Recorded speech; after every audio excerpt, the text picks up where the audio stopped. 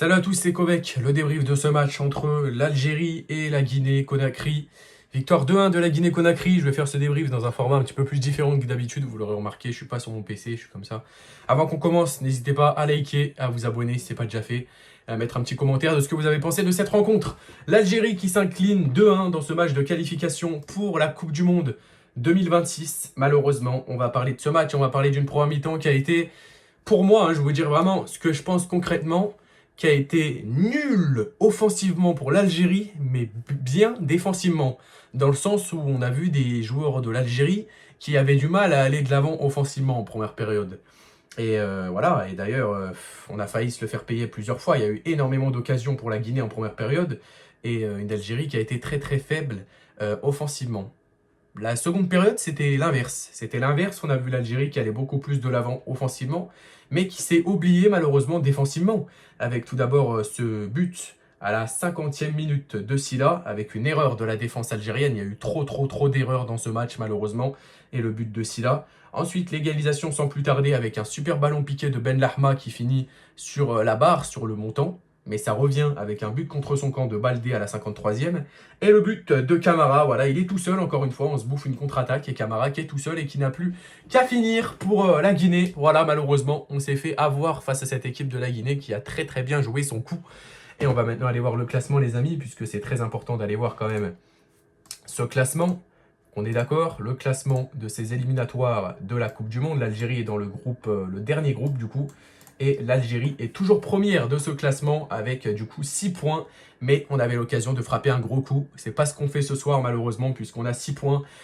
Et la Guinée qui revient à la même hauteur de points que nous avec 6 points également. Le Botswana qui est 3e avec 3 points. L'Ouganda qui est 4e avec 3 points également. Le Mozambique pardon, qui est 5e avec 3 points. Et la Somalie qui est 6e avec 0 points. Donc voilà pour parler un petit peu du classement. On va parler des joueurs par joueur et on va commencer par le gardien. Bon voilà, trop d'erreurs sur les sorties, trop d'erreurs. Au secours Raïs Mboli, reviens Raïs Mboli s'il te plaît. Parce que ce gardien vraiment, voilà, c'est... Moi, il y en a qui vont peut-être dire qu'il a été fort, mais moi, j'arrive pas à m'y faire. J'arrive pas à m'y faire avec ce gardien, je vous dis la vérité. Je sais pas pourquoi Mboli, il est parti. Pourquoi nous, pourquoi ça, sérieusement. On va parler des joueurs par joueur et on va parler aussi de la défense. Mandi qui a fait un match exceptionnel. Aïssa Mandi a été exceptionnel. Aïssa Mandi a été monstrueux. Il a tout cassé. Il n'a rien laissé passer. Et on ne peut pas lui en vouloir, franchement, parce qu'il a fait des interventions exceptionnelles. Attal, pareil, bon match de Attal, mais ça s'est un petit peu dégraissé à la fin du match. Mais sinon, bon match de sa part. On va parler de Aït Nouri aussi pas mal. Ben Lahma qui a tenté beaucoup de choses. Il est, comment dire, un petit peu l'auteur du but algérien, même s'il n'est pas accordé à lui, bien évidemment, vu que le ballon revient. Mais Ben Lahma a eu beaucoup d'occasions offensives. C'est dommage, ce qui manque, c'est dans le dernier geste. C'est dans le dernier geste pour cette équipe algérienne, malheureusement. Ça s'est pas fait. Et voilà, on va devoir absolument gagner contre l'Ouganda lundi, si on veut rester dans cette course pour la qualification à la Coupe du Monde 2026. Sinon, voilà, il va falloir attendre novembre et culpabiliser et relativiser encore une fois et penser et stresser. Et voilà, je trouve que ces premiers matchs sous Petkovic sont un petit peu mitigés, dans le sens où on a des fois des gros résultats, dans le sens où on peut être surpris positivement et négativement. Et là, on a été surpris négativement, malheureusement. C'était pareil avec la Suisse, hein, pour lui, hein, qui a entraîné la Suisse, ancien entraîneur de la Suisse. Il faisait des bons résultats parfois. C'est un petit peu la loterie, cet entraîneur. Parfois, il fait des résultats incroyables et parfois, il peut te surprendre très vite. Et c'est ce qui s'est fait aujourd'hui. Il a pris notamment voilà, assez de temps pour faire des changements, hein. Voilà, il avait bien compris qu'il fallait en faire. Et les changements n'ont pas apporté assez, malheureusement, pour aller au moins égaliser. Pourtant, on a eu 10 minutes de temps additionnel. On en a eu du temps, hein, pour aller égaliser. C'est pas ce qu'on a fait, malheureusement.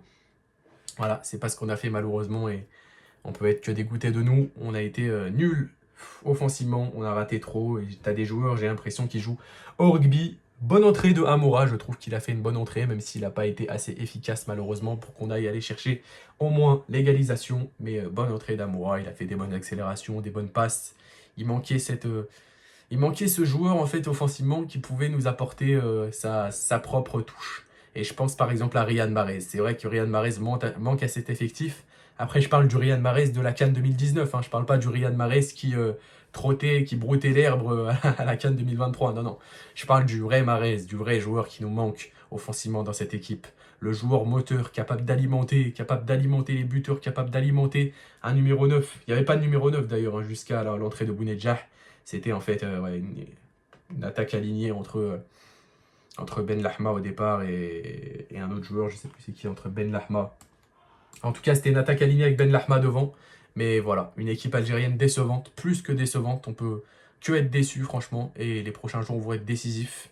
Les prochains jours vont être décisifs. Il y en a qui m'ont dit qu'ils préféraient avec Belmadi. Bon, c'est vrai qu'on ne peut pas juger directement, hein. Petkovic vient d'arriver, il faudra juger sur les gros matchs. Mais en tout cas, si on ne se qualifie pas à la Coupe du Monde 2026, ça va être un gros échec, cette arrivée de Petkovic, très clairement. Mais bon, on l'a pas fait aussi avec Djamel Belmadi, donc il va falloir travailler, se concentrer sur le match face à l'Ouganda, qu'on ne jouera pas à domicile, on le jouera à l'extérieur en plus de ça, donc on n'aura pas nos supporters pour nous encourager dans cette rencontre. Donc il va falloir tout donner, encore une fois, pour ce match face à l'Ouganda. Je le répète encore une fois, l'absence de Raïs Mboli, malheureusement, qui fait énormément de mal. Mandrea, pour moi, n'a pas été au niveau sur les sorties et sur les arrêts également. Et puis voilà, c'est tout ce que j'avais à dire dans ce débrief, c'était Kovek. J'ai pas trop d'autres choses à dire. N'hésitez pas à vous abonner, n'hésitez pas à me dire ce que vous en pensez dans les commentaires. Et moi je vous dis, ciao ciao.